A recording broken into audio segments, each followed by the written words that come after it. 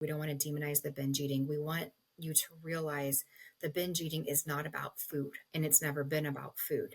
It's been about creating safety, a sense of control, or escape when life just becomes too much. Hello and welcome back to Healing and Growing Hand in Hand podcast. I'm your host, Lisa Tickle, and our guest today is Dr. Jessica Neukam-Helms. Right? I said your name right, didn't I? Yes, you Yes. did. You nailed it. Oh, good. And we were talking just before we started recording, and I am really excited about this topic today. But she's a licensed clinical psychologist, and some of the things that we're going to be talking about today are binge and emotional eating, which I used to always use those kind of interchangeable, but we're going to find out that's not true. And she's going to share about the connection between trauma and emotional eating, the difference between emotional and binge eating. And then this one's really interesting. Understanding the purpose of binge eating and how it actually is trying to help us. So thank you, Dr. Jessica, for being here. Yes, thank you for having me. I'm so excited to be here. I'm excited to talk about this. I talk about it all day long with my clients. And so the more ears I can reach, the more I can help. So I'm excited to be here. Yeah, I'm really excited about the clarification because if I think I know what the difference is, I think I was more an emotional eater than a binge eater. And it was something that started when I was probably 11, 12 years old. Yeah, that is actually really common. And so it usually starts in like pre-adolescence. For some of my clients, it has started earlier, but pre-adolescence and teen years are really common. So especially for women. Yeah. And, what was interesting is at the time, and I share this on my podcast, but I didn't understand what I was doing. I had no idea. I didn't understand the link between the food, why I was doing it, right? But certainly the food and my weight. I didn't put those together. And what complicated it even more is I had a mom who was really skinny. And I had a Yes. mom who loved to dress me up, and I was really cute when I was little. And when I started putting weight on, guess what? I wasn't so cute anymore. So she got even more vicious, which I'm sure other people have dealt with as well, right? Which just complicates the problem. So I just wanted to share a little bit of my story and, so that the listeners can understand. I know what this is. I understand what this feels like. And to this day, I've gotten a lot better about managing it, but it's still there. So tell us more about it. Yeah, it is definitely a journey. I have my own experience with binge and emotional eating as well. And so anybody that I welcome into my life, professionally, especially my clients, I feel like it's really important for them to know that I get it.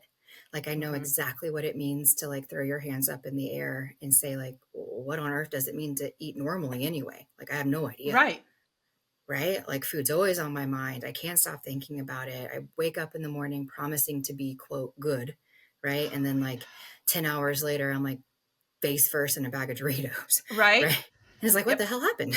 Yep. Right. And then we go to bed and we feel like crap about ourselves and our body. And we say, okay, no more. I'm going to do better tomorrow. And then the cycle repeats, and it's vicious. It is vicious and it's all consuming.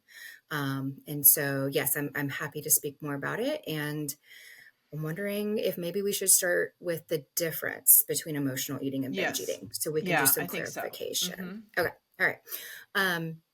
So a couple things to keep in mind. We are all emotional eaters. Eating in general is an emotional thing. And I'm going to come back to that. Actually, let's talk about it now. So think about like when you were born, right? Obviously, you don't remember when you were born, but if you have kids or if your listeners have children, we know that like when babies are upset, they have two ways to be comforted, to be soothed. And those two ways are food and touch. So when a baby is upset, when a baby is dysregulated, it's offered the breast or the bottle, or it's picked up and held by a caretaker. Right. And so we are brought into this world learning that food is used for soothing purposes. That's true. So it's wired into us from the very beginning. And one of the things I often tell my clients is that, if you come home from a hard day at work and you're upset about something that happened at work and you go to your partner and you say, I'm upset, I would really like a hug, right? We would never tell that person, like, it's not okay to ask for a hug when you're upset. Right. So why would we tell somebody it's not okay to use food occasionally when you're upset, right? True. Right. Yeah. Right. We wouldn't take away touch as a way of soothing No. ourselves. We would always offer a hug. We wouldn't judge that. We wouldn't try to get rid of it. But we do that with food. We demonize it. Mm-hmm. We demonize it. Mm-hmm. And that Yeah. is one of the biggest reasons why binge eating continues to be a problem for people is they demonize it and they don't actually understand the purpose that it's serving, whether it's binge eating or emotional eating. And so I can speak more about, the differences here in a second, but I just want to make sure that like that point really lands Mm-hmm. because that's a mindset shift that I think people need to be introduced to very early on. Getting a new relationship with food, right? Yeah, Yeah. and that's something that I've actually been applying over the last few years is getting a new relationship with food and kind of questioning my beliefs about food. Yes. Yes. Yes. Absolutely. Mm-hmm. And I agree with that 100%. And I often tell, my clients, and this is, 90% of my client population. I'm a private practice clinical psychologist. Um, And I tell them frequently, I say, those beliefs that you have about food and your body, they're not even yours. That's so You true. they're not even yours. Those are society's beliefs. They're your mother's beliefs, your father's, your Mm-hmm. grandmother's, your great grandmother's. They've been passed down to us within our genetics and within, society. Right. Mm-hmm. Right. And so I always talk about like, I use the metaphor, the comparison of like those types of beliefs. Like I always treat them like this was a present I never wanted. It's like an ugly Christmas sweater that I never wanted to be gifted in the first place. I have no reason for having it, no purpose for it. It's not helping me. Mm-hmm. Right. And so I'm like, give it back, give the Mm-hmm. gift back. Right. Right. And Exactly. buy your own gift essentially. So meaning change your beliefs, right? Right. And so it's not that simple, of course, but it is a starting framework. So You know what somebody said to me one time, and at the time, I thought it was kind of an odd statement, but it's actually kind of helped me. And they said, "Just watch a skinny person eat," mm, and it was in the text of how what their relationship is with food, right? And so I have done that. I have done that, and one of the biggest helps really is my husband because he does take care of himself and he works out and he's got muscle and he's careful, but he's got such a healthy relationship with food. He does indulge at times, but he also eats well and he watches what he eats and how much he eats. And so that's kind of what how I took that statement and I've actually embraced it and it's actually helped me, especially m- more now as I don't have I don't say foods are bad now. That's a good food, that's a bad food, right? yes, absolutely. Yes. That's a huge part of it. That's a Mhm. huge part of it. In my world, we call that legalization of food. Ah, yeah. um, Yeah. right? And changing the all or bad or all or nothing, bad or good kind of Right. thinking mindset, Right. because it becomes a morality issue. Because Mhm. if you eat the quote unquote bad food, then what you're saying to yourself is, I'm a bad person, Correct. Exactly. right? And that tanks our self esteem and it actually leads to more binge eating, It certainly does. which It is a certainly does. vicious cycle, Yep. vicious cycle. That's So, part of the cycle. Yes. yes, it is. And so, but yeah, so if you want to speak, I can speak a little bit more about those differences for Yes. you, for the listeners. I want them to know there is a difference between binge eating Definitely. and emotional eating. We don't want to demonize either one, but I do want to kind of share the differences. And so, like, one of the biggest differences is that binge eating episodes are typically more frequent, they're more intense, they're more, quote, like severe. Okay. Okay. Is it And like when you get so, triggered and you feel the need to sit down and binge? Well, I'll let you finish. I'll let you finish before I start asking questions. yeah, I can go through a couple pieces here, and so like binge eating usually, well, one, it happens in much larger quantities. So Oh, for an right. example, like you could come home. Emotional eating might be like I had a bad day at work. I'm gonna have pizza for dinner. Typically, maybe you're a person who eats two pieces, so maybe you ate three pieces instead. right? It's like I ate a little past fullness because I'm just pissed off, and I apologize. I kind of curse a little bit. So Oh, don't just, worry about it. Trust me. okay. No. Okay. As long as your listeners are cool with that. Right. So maybe you eat a little bit extra, right? Because you're looking for some sort of like soothing of your nervous system. Right. Binge eating, a binge eater might be at work thinking about the two pizzas they're going to order when they get home from work. Oh. Binges are also planned a lot of times. Emotional eating is often not planned. And so Okay. the food preoccupation with a binge tends to almost last like all day. And so the person looks forward to it, and it's a lot more pizza. So maybe it's a whole pizza, pizza and a half, two pizzas. And the amount of food is not just larger, but it's also typically eaten quickly and with Gulping a it down. complete, yeah, gulping it down. And there's also this sense of losing control. Oh, see, I didn't have that. I definitely had the emotional. Definitely had the Yes. emotional. Yeah, and we're all emotional eaters, right? And so Yeah. if you think about like we use food to comfort people. So when someone passes away, what do? We bring them food. We celebrate with food as well. And we celebrate with food. We have a wedding, we have food. We have holidays, we have food. Food is innately emotional. And that's what I was talking about at the beginning, right? Of our Yeah. recording is like it's hardwired into us, and it's not a bad thing. It It becomes a problem if it's your only tool in the toolbox.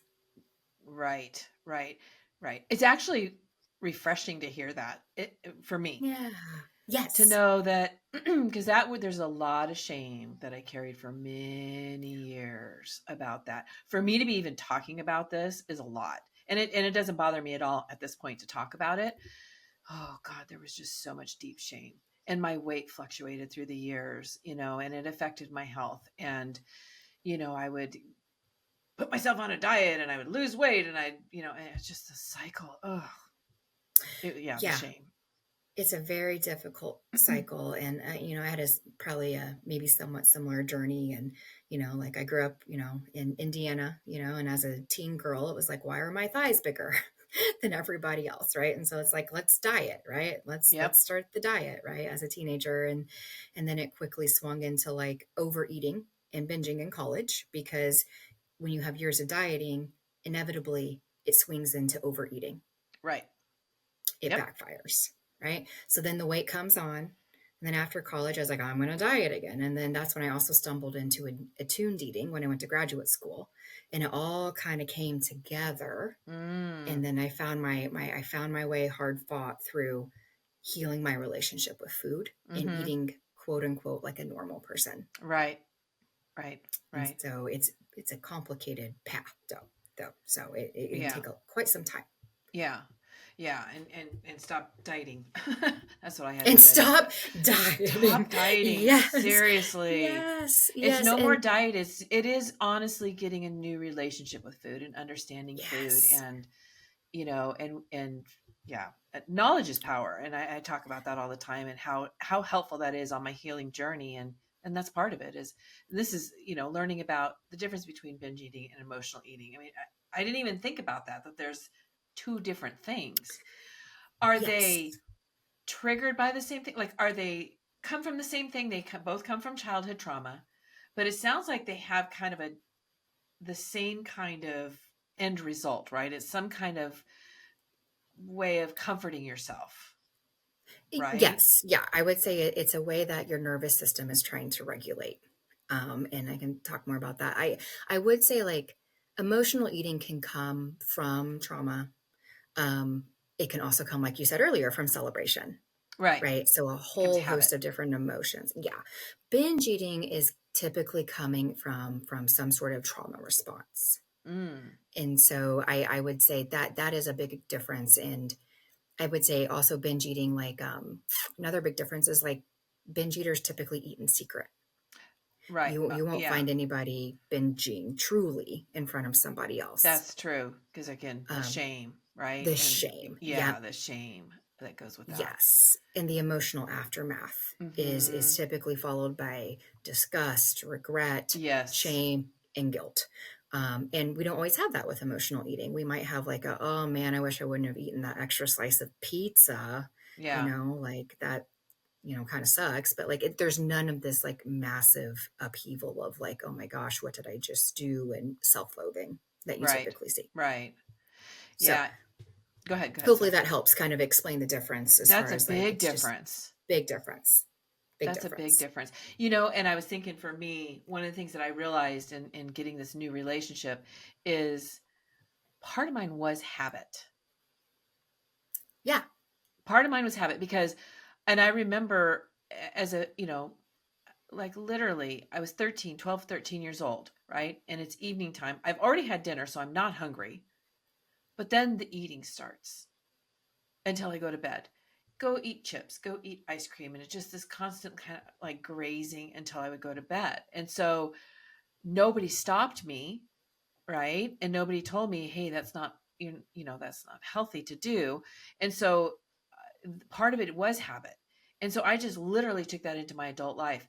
And that is something I absolutely have broke. And I think back on that, like, why did I do that? Because I was not, there's no way I was hungry. Like, how did I do that? To, and it's not a judge. Well, I guess it does sound like a judgment on myself. I'm not trying to sound judgmental, but it's like, it feels so awful to do that now. And how that's how I shut it down, that I know I probably felt really crappy, right? But I didn't even know it.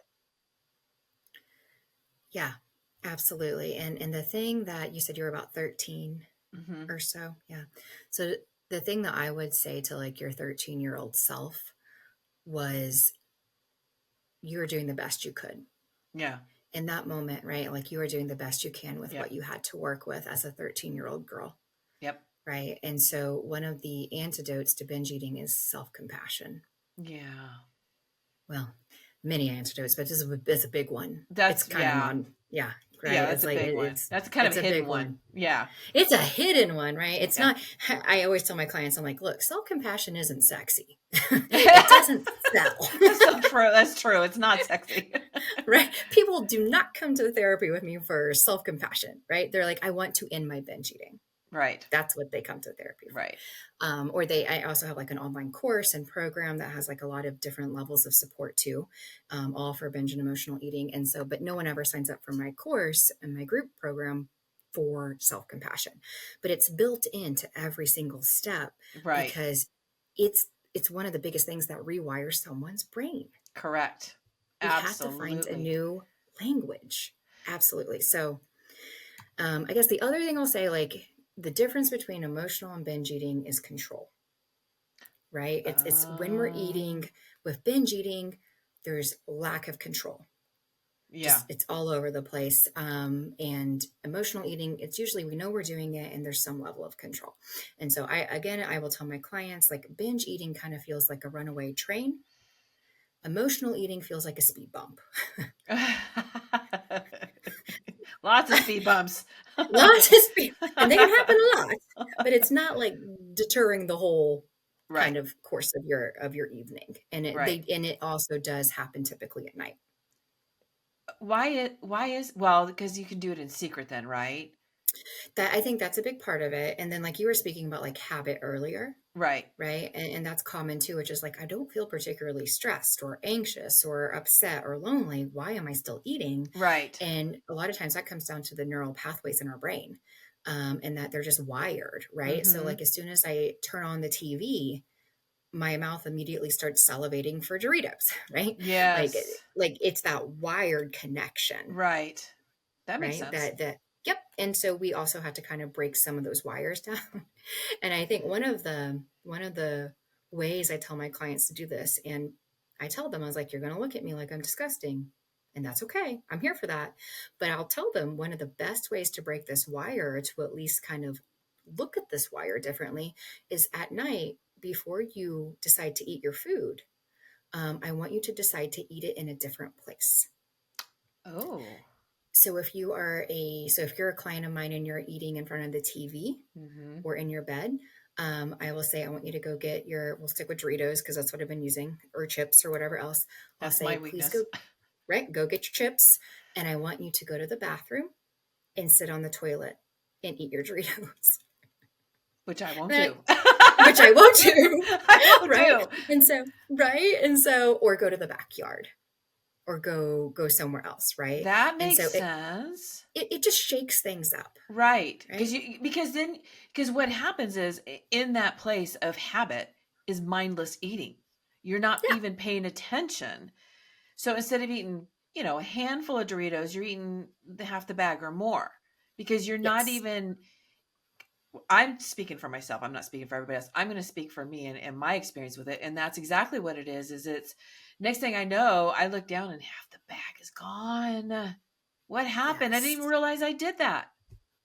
Yes. And usually like with binge eating too, where it's typically paired with some other sort of distraction. Mm, And so sometimes clients will have, a lot of, like they don't want to like break that connection. There's no point in binging if they can't also scroll on their phone or play a video game or watch a TV show, right? And that's where we have to understand the binge eating at a deeper level. right. We have to understand what it's actually trying to help that person with. And Yeah. so, but for my clients who are open to it, if it's more of a habit thing, they are more open to like, okay, I'll put my chips in a bowl.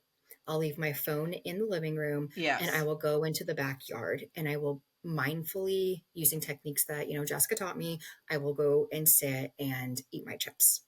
And often that's enough to kind of break that connection and at least get some more mindfulness behind it. Yeah. That's a great tool and it is so simple. I mean, I wish I would have thought of that because that makes complete sense that you're not just going through the same ritual, the same habit, you're breaking it. Because it kind of reminds me, this is terrible. I quit smoking cigarettes. Hmm. Oh gosh, it's been over 30 years. Well, probably 36 years or so, right? And when I did it, one of the things that they did, and it was, I don't even know if they're still around, it's called Smoke Enders. And you go to this class for 6 weeks. You go once a week and you go to the class. And every week you're changing the habit as well as lowering the nicotine. So what we would do is we would find a cigarette. So for the next week, we would find a cigarette that has a lower nicotine than the one we're currently smoking. And we had to do things like, for instance, um, like a habit obviously is smoking a cigarette right after you eat, right? We had to wait 15 minutes. Yeah. And so Delaying the and then every urge. week they would enlarge that time frame to where pretty soon you couldn't even, it would be an hour after you ate dinner before you could have a cigarette. And you got the nicotine level so low that at the 6 week mark, when you finally quit, it was easier than just cold turkey. Although this girl here had every single side effect, withdrawal, you name it. I had everything. But it's kind of that same mentality. It's breaking the mind, without thinking, just the habit of the cigarette, as well as the physical, in this case, the physical addiction to it as well. So that's what I was kind of thinking of is it's kind of that breaking that doing stuff without thinking. Hey, thank you for listening so far. If you're enjoying this podcast, be sure to subscribe so you won't ever miss an episode.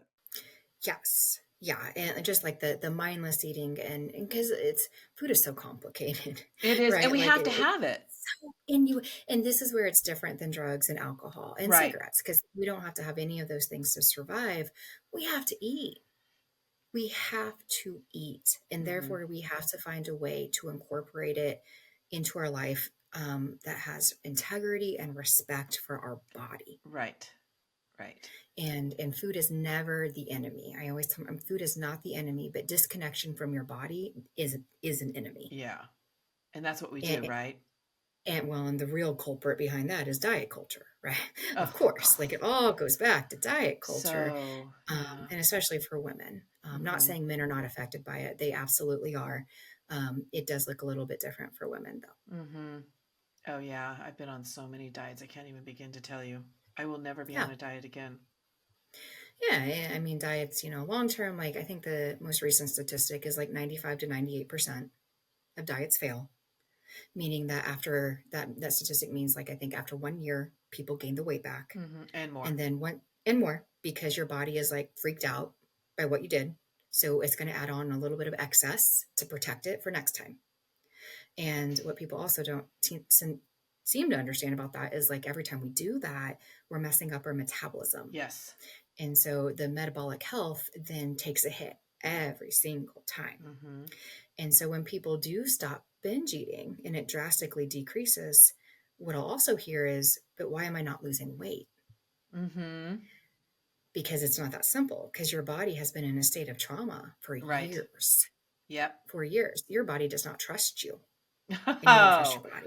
wow. Is that true? Wow, that's a strong statement, and it's so true. Yeah.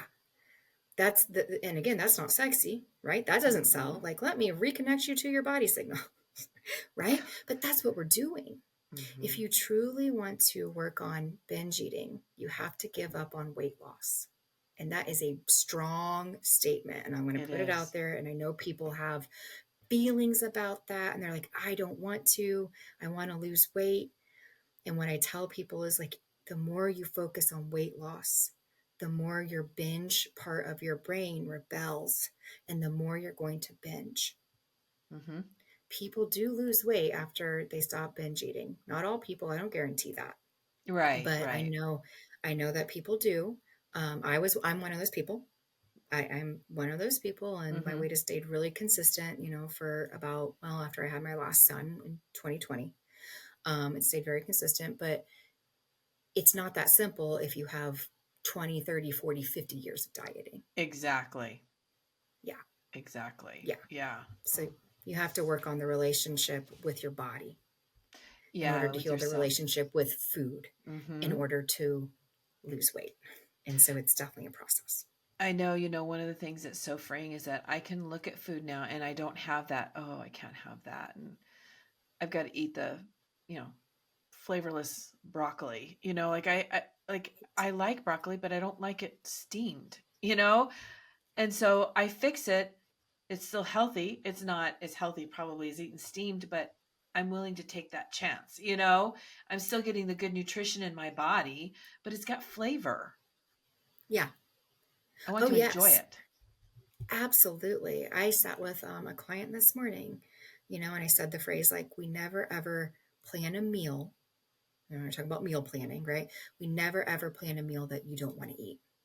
Mm, I like It's a that rule. it's a guaranteed way of being in the pantry or the fridge later that night. Because if you deny Not your satisfied. body what it's wanting in the first place, it's gonna win. Your Yeah. body is very smart, right? Yes. And it will win. And so eventually that is why we call it rebellion. We have like a rebel part. I personally call it my screw it part, where it's like, screw it, eat whatever I want, right? Like, you haven't fed me what I want all day, then I'll just eat what I want, Yeah. right? And those paths then kind of collide inside of us. Mm-hmm. So Mm-hmm. yeah. So both emotional eating can is something we all deal with, but it can also get exacerbated with trauma. Yes. But binge eating, that does come from trauma. That's very different, right? So binge eating is definitely different. And the latest statistic that I'm aware of is that 83% of people with binge eating disorder also report a history of childhood mistreatment. Mm-hmm. And it doesn't have to be physical abuse or sexual abuse. For a lot of times with binge eating, it comes from being in a household where parents were emotionally unavailable. Oh, And that makes it actually really complicated because, a lot of times people grow up with parents who were fine parents in the sense that they provided food and a right. roof over the head and money, and but they didn't actually spend time with the child, Mm-hmm. or they didn't actually see the child, or the child just didn't get the attention Mm-hmm. that they needed. They didn't get the positive reinforcement. And so that also falls into the category of like childhood mistreatment. Yeah. Yeah. Which was And traumatic for so, them. It was their which is perception. true. Mm-hmm. Yes, yes. Mm-hmm. And so, if you're familiar with, I'm sure you are with your podcast, right? Like big trauma, big T, little t trauma, right? Those Mm-hmm. concepts, right? Yes. And so it doesn't take a big T trauma to end up with binge eating disorder. Mm-hmm. So there's the trauma aspect, but then also there's the history of dieting beforehand. That Oh, is a massive risk factor. And so, if you have a history of yo yo dieting, that is a massive risk factor to set you up for binge eating disorder. Oh, thank God I didn't get that. Yeah. So is the treatment the same for a binge eater and an emotional eater? I know, is it getting to the root of the trauma or the reason why they're eating? Or is binge eating something like an eating disorder, or is that different? Where an eating disorder, So you might need to be, hospitalized or something. So what's Right? interesting about, binge eating disorder is it's in the DSM-5, Okay. which is, what I call like the psychological Bible of Bible, right. disorders, Yeah. right? And I'm not fond of that in the first place. In general, I really the labels, Yeah. But what I will say, like binge eating disorder is often not covered by health insurance, Gosh. which is is not treated like anorexia or bulimia.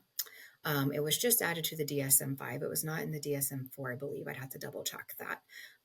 But we tend to, for binge eating, we tend to continue to blame the person. And there's nothing worse you can tell a binge eater than just stop eating. Oh, yeah. It's like If it was telling an only that anxious simple. person to calm down, Yeah, right? We all exactly. know how well that works, and it doesn't work. And so treatment, you know, treatment is different. And I kind of even hesitate to say that we treat emotional eating. I almost like with emotional eating, I'm like, well, let's understand it, right? Mhm. And it's just at a very different level. Binge eating typically takes some trauma work and some inner child work. And so there Mm. is definitely a more kind of therapeutic place for it. Right. Right. Because And it so, sounds like it goes deeper.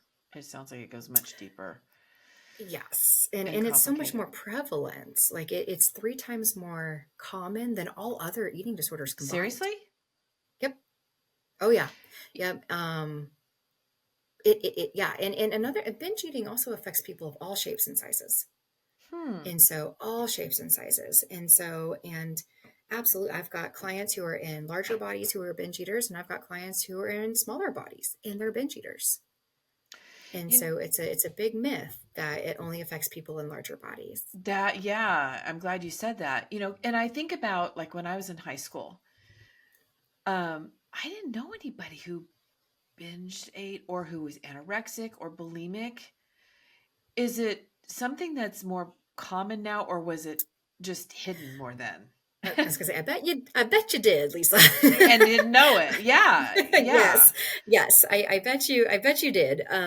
Because like you were saying earlier, like shame is so pervasive, Hmm. so pervasive. We don't talk about it.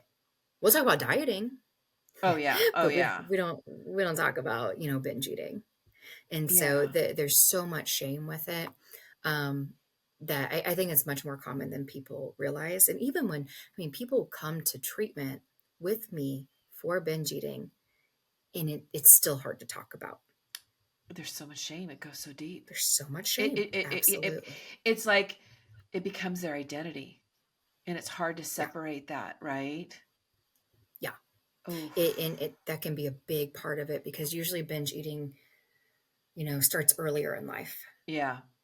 It starts earlier in life and it does become part of the identity. And so you've got a part of you that has been binge eating for years and it's serving a purpose. Hmm. And with binge eating, there's ambivalence about giving it up. It's not uncommon for a binge eater for a binge eater to say, yeah, I do want to give this up. It's making me miserable. I hate it. It's ruining my life. But But another part of them is like, no, yeah.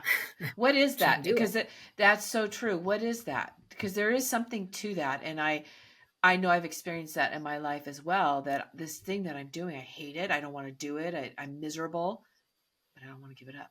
What is that? Are you familiar with internal family systems? Have A you little ever bit. heard of IFS? Yeah. I've heard of Okay. it. Okay. And so IFS was actually created by Richard Schwartz, for eating disorders. Oh, And so, yeah, he's got some good work. But anyway, like I won't get into all the details with IFS. It is a modality of treatment that I use with my clients and so forth. okay. Um, but it's about understanding our internal parts of ourselves. We all have different parts and pieces, right? Have you ever had the experience of like, well, one part of me wants to go to the party, but another part wants to stay home and watch Yes. Netflix? Right? Yes. That's what I'm talking about, right? We all have different parts and pieces inside of ourselves. But when we bring it back to eating, we have one part of us that says, no, no, no, you don't need those cookies. You don't need those cookies. What are you doing? Those cookies aren't going to make you feel better. And then you have another part of you, kind of like the angel and the devil on your shoulder, Yes. right? And you have another Mm-hmm. part that's like, no, girl, you deserve those cookies. Yes. You know, your day was hard. Your kids are screaming, like, you know, you haven't felt well. Like, you deserve those cookies, Mm-hmm. right? Mm-hmm. And so maybe it's more of an emotional eater part. Maybe it's more of a binge eater part, right? And the binge eater part typically is more of a numbing part. It is a Oh, part that just it doesn't necessarily try to soothe you or distract you. It pretty much just wants you numbed out. okay. That's interesting. And so it's a deeper level. And this is also why Mm-hmm. you'll hear, like, for true binge eaters, they're not present when they're eating. Yeah, I They could see don't that. know, right? They don't know how much they've eaten. You Right. know, all of a sudden, like, they come back to the surface and the package of Oreos is empty, right? And I will happen, right? And so disassociation can also be common with binge eating because that's also that connection to trauma. Right. And so we are just trying to numb the hell out of Right. whatever trauma response our body is going through. Shut that thing up. And so we're stuffing it with food and Yeah. we're lost in that because that's what we're focused on. We're trying to shut that thing up, whatever is stirred up in us. And then we're lost in it. And then we come back and then we've eaten, like you And said, the whole the, thing of sh- Oreo the sh- cookies and you yeah, feel terrible. and the shame, Oh right? God, And it's a mix of pleasure and pain too. That's also what makes binge eating complicated is while you're eating, you know, people will typically experience like pleasure yeah. Right. in some sort of way, but they're also experiencing more and more pain. So they go And so more. those signals can get, yeah, they can get twisted in your brain, they get intermixed, like interwoven, and it gets very then complicated the next time the urge to binge comes along. I'd love to hear from you. I'd love to hear your thoughts, your comments, your questions about this episode or really anything that has to do with trauma. So you can comment below or you can reach out to me at asklisatickle@gmail.com. I'd really looking forward to hearing from you. And you know, another thing that adds more complication on top of it is binge eating works. Like, it quote unquote works for coping. That's Um, true. Scientifically, like, so we know that binge eating in the short term reduces cortisol, which is our stress hormone. Mm, that We creates a also know problem. that creates a problem. I mean, we also know that, like, when your dopamine goes up when you're binging, right? You got that sense of pleasure and escape. And then also another thing I talk about with my clients is the hunger hormone, ghrelin. And ghrelin is linked to stress and trauma. Okay. So like when your body is stressed, or like when you have high levels of ghrelin, you know, it makes the brain more vulnerable to traumatic stress. All right. So it makes food seem like an even more appealing coping mechanism. And so it kind of goes both ways. So like when your ghrelin is high, your brain's like, oh, carbs. Mm-hmm. Carbs make serotonin. Serotonin makes our mood better. Let's go Oh, find carbs. interesting. And so there's a lot of science behind it. And it's something that's fascinating is, you know, the joke is like when women are premenstrual, right? They're looking Mm-hmm. for chocolate, right? Mm-hmm. That's what everyone says.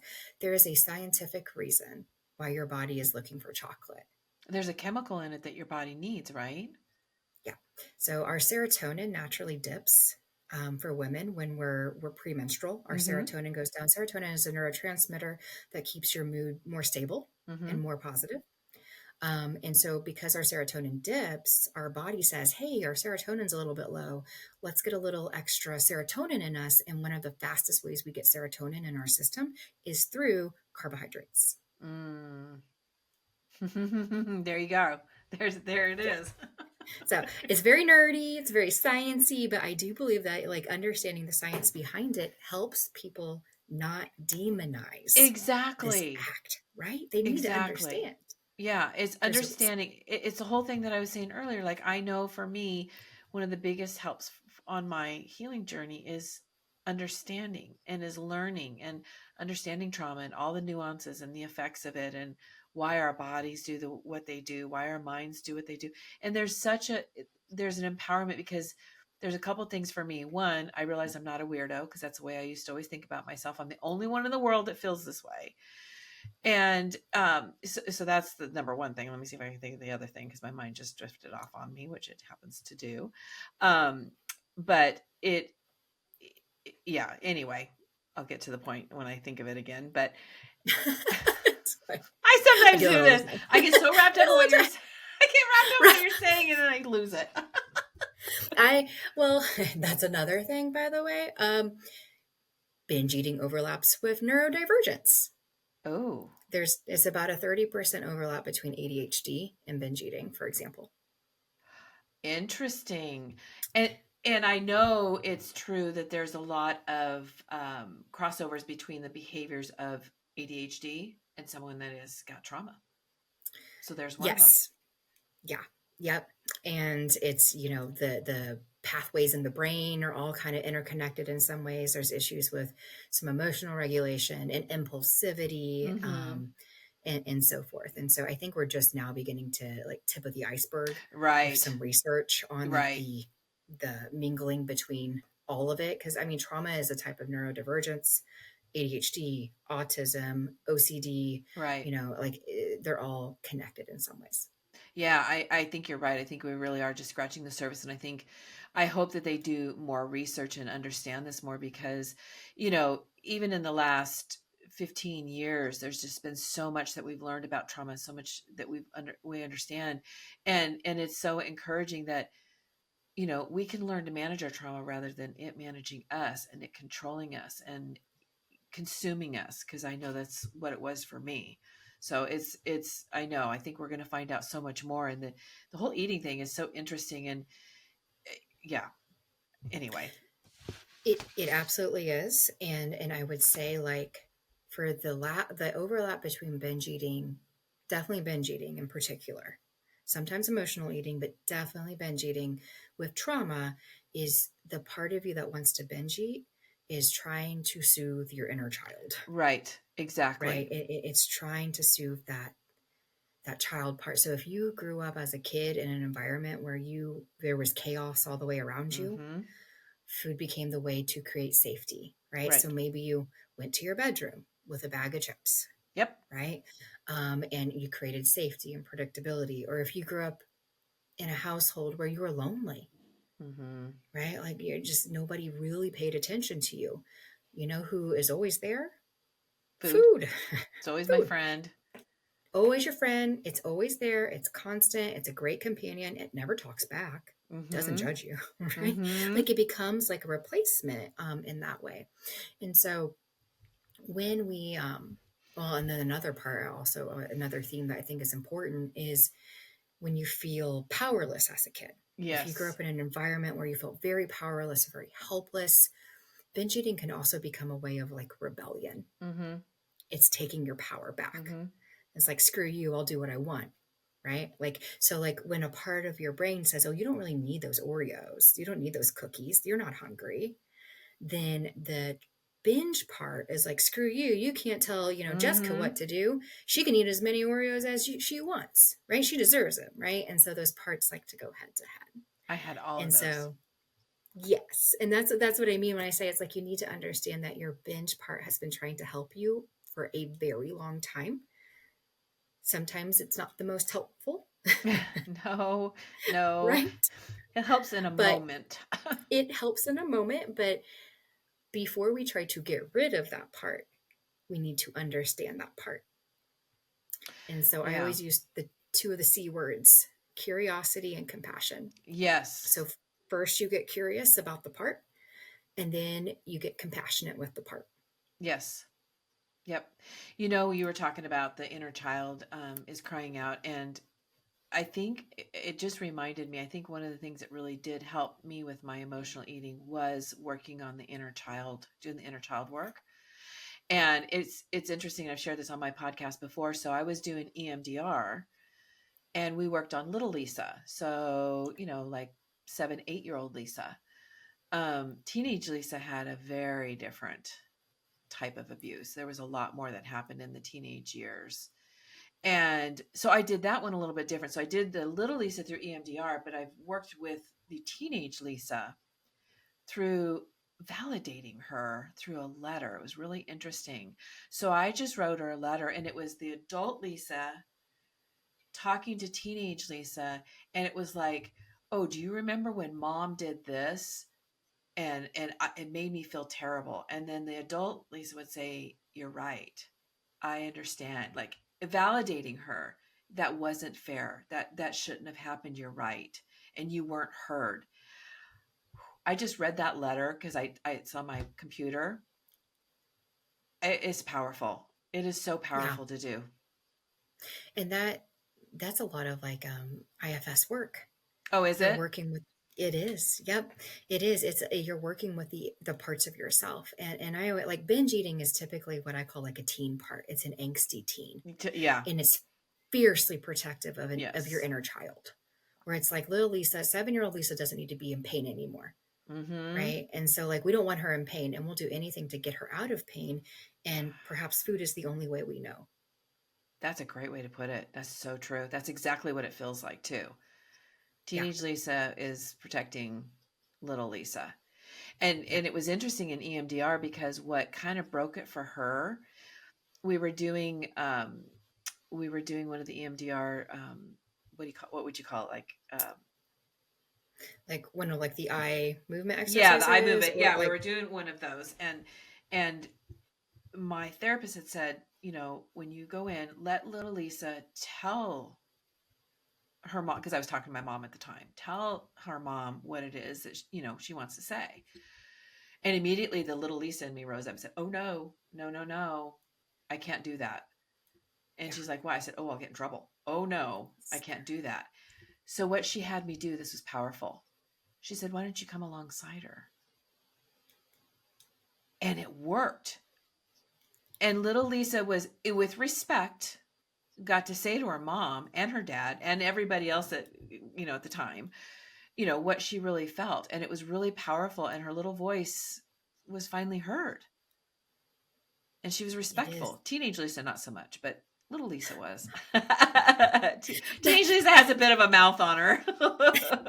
And she should. That's Yeah. her role. That's her Yeah. role, right? Like and so forth. But like, yeah, so like with IFS, we believe in the concept of like true self. Capital T, capital S, right? True self, right? And so we talk about like stepping into like self-led energy, right? Mm, And so I say to my clients is like it's time to come into self. How do we access self to do the work that we need to do, right? yeah. And so I also use the like kind of just the visual of like a conference room table, Mm-hmm. right? And so like you are in charge of you, right? We all Yes. have a true self. You're at the head of the conference room table. Meanwhile, you have all these parts sitting around the table. They all have different needs. They all have different desires. They all have different jobs. Mm-hmm. You're, as you know, in true self, your job is to hear the different parts, but they don't make decisions for you. Right. Right? Right. They can't Right. they can't make all your choices for you. That would But be you like have to letting a hear. child Right. make all the decisions in the Right. family, Right. But you want to hear right? from them. You want to hear what they That have to you say. have to hear them. The more you ignore them, the louder and often angrier they Yeah. get. Yeah. Yeah. So the more you hate on a binge part, the more it binges. Ooh, it's good you said that. That's Yeah. so true. Yeah. So the more we hate on the part, the louder the part gets. It's a very much, it's kind of like a child, right? Like the more you Mm-hmm. ignore a child, they're going to get louder. Mm-hmm. They're going to get louder. They want to be heard. They're going to, they want to be heard, right? And they all have a story to tell. And so we don't want to fight a part. We don't want to demonize a part. We don't want to demonize the binge eating. We want you to realize the binge eating is not about food, and it's never been about food. It's been about creating safety, a sense of control, or escape when life just becomes too much. Mm-hmm. Mm-hmm. Mm.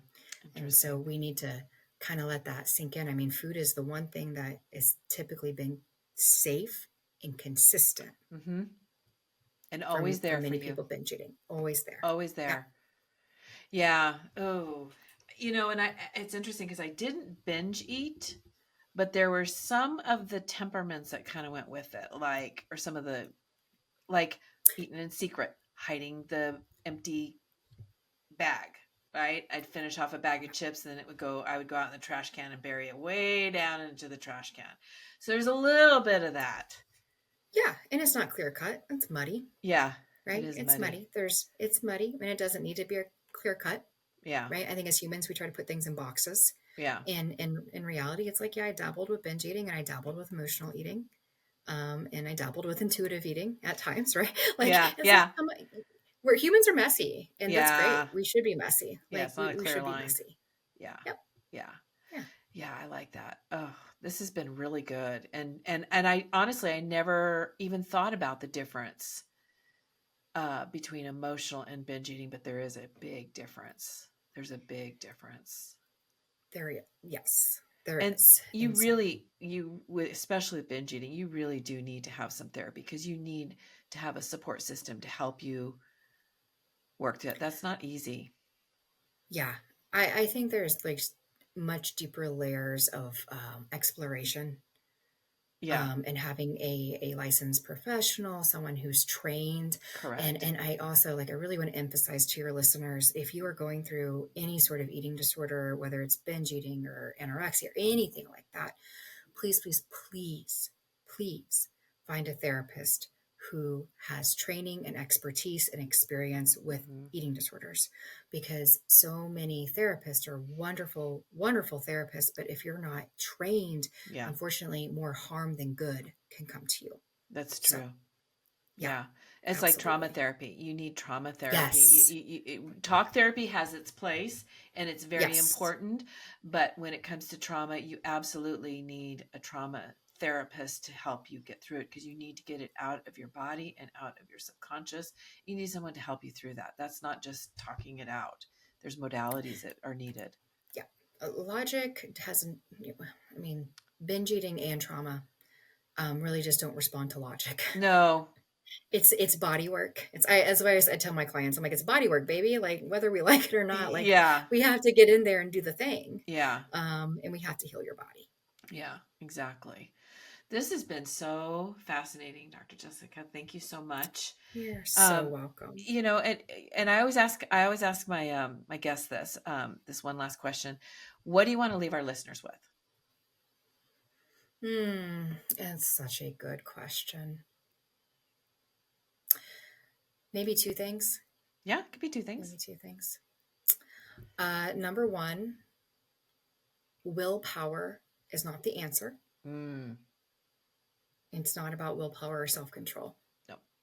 That is not the cure to binge eating, and it never has been. It never will be. And then going along with that, number two is it's not your fault. Yeah. It's not your fault. It can be changed. We can learn how to change it. There's always hope. Find yourself somebody who reach out to me. I've got colleagues across, well, Mm-hmm. I've got colleagues actually across the world, but I've got a lot of colleagues here in the States. So if you need help finding a therapist in your state, reach out to me. I'll try my best to hook you up, but like find somebody who can help.